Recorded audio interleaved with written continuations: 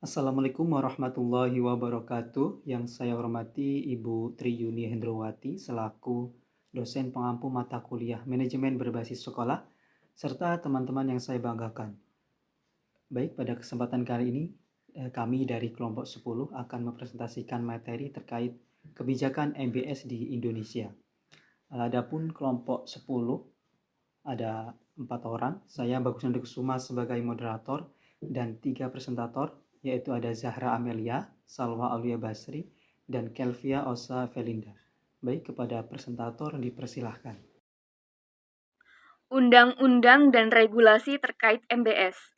Dalam Undang-Undang Republik Indonesia Nomor 20 Tahun 2003 tentang Sistem Pendidikan Nasional, Pasal 51 Ayat 1, disebutkan bahwa pengelolaan satuan pendidikan anak usia dini, pendidikan dasar, dan pendidikan menengah dilaksanakan berdasarkan standar pelayanan minimal dengan prinsip manajemen berbasis sekolah atau madrasah.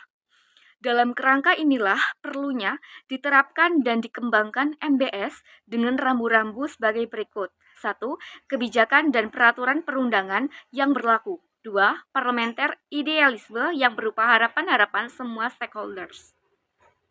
Manajemen berbasis sekolah (MBS) di Indonesia merupakan sistem yang memberikan otonomi kepada sekolah dalam pengelolaan pendidikan. Berdasarkan Undang-Undang Nomor 20 Tahun 2003, MBS bertujuan meningkatkan kualitas pendidikan dengan melibatkan masyarakat dan memberikan wewenang kepada sekolah untuk mengelola kurikulum, keuangan, dan sumber daya.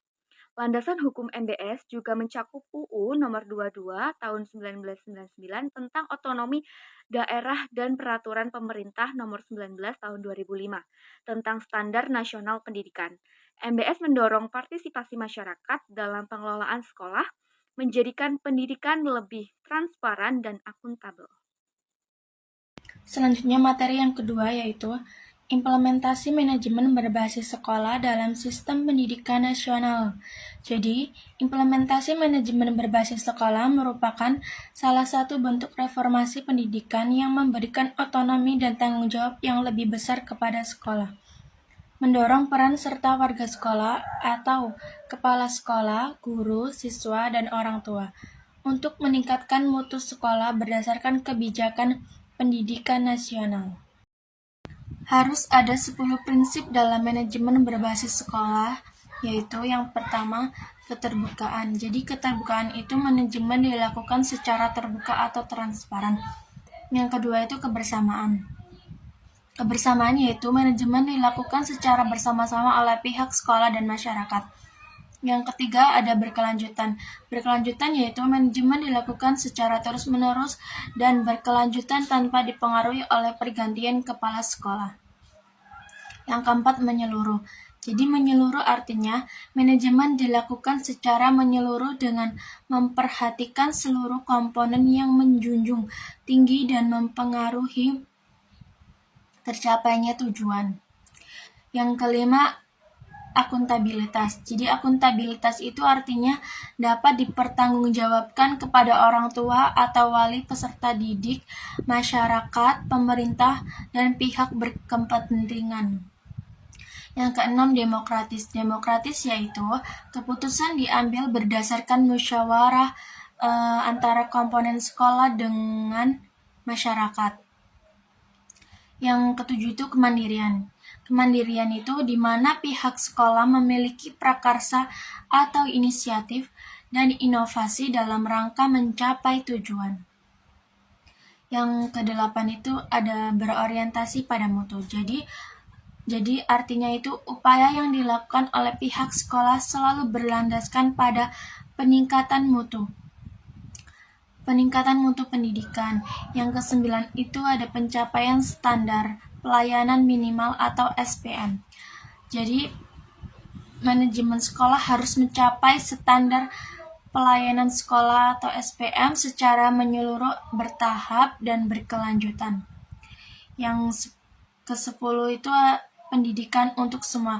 Jadi, pendidikan untuk semua ini artinya semua anak berhak memperoleh layanan pendidikan yang sama.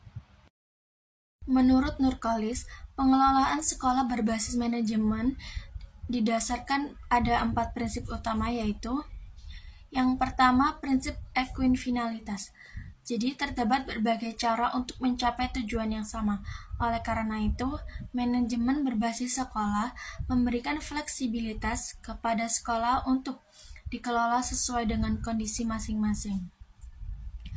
Yang kedua itu prinsip desentralisasi. Pengelolaan sekolah dilakukan secara desentralisasi, yang artinya wewenang didelegasikan ke tingkat sekolah untuk menangani tantangan dan masalah yang unik di masing-masing sekolah. Selanjutnya yang ketiga, prinsip pengelolaan mandiri. Jadi sekolah memiliki otonomi dalam mengatur tujuan pengajaran, strategi manajemen, dan alokasi sumber daya sesuai kebutuhan dan kondisi mereka, meskipun tetap mengacu pada kebijakan yang lebih luas. Selanjutnya yang keempat itu prinsip inisiatif manusia. Jadi, manajemen berbasis sekolah menekankan pentingnya pengembangan sumber daya manusia. Karena manusia adalah aset dinamis yang dapat berkontribusi lebih besar jika potensinya dikembangkan dan diberdayakan. Baik, materi selanjutnya yaitu studi kebijakan evaluasi program MBS di Indonesia.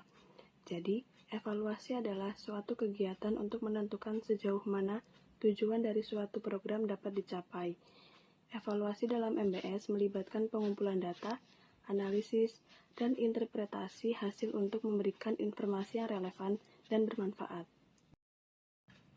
Materi selanjutnya yaitu fungsi evaluasi dalam MBS terbagi menjadi 5, yaitu yang pertama, evaluasi digunakan untuk mengukur sejauh mana sekolah mencapai tujuan pendidikan yang ditetapkan.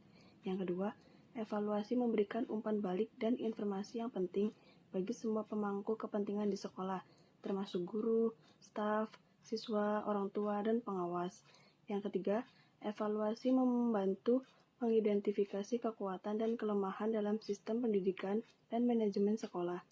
Yang keempat, evaluasi berkontribusi pada upaya peningkatan akuntabilitas di tingkat individu, kelompok, dan sekolah secara keseluruhan. Dan yang kelima, evaluasi dalam MBS mendukung siklus perbaikan kontinu di sekolah. Baik, demikianlah presentasi yang dapat kami sampaikan terkait kebijakan MBS di Indonesia.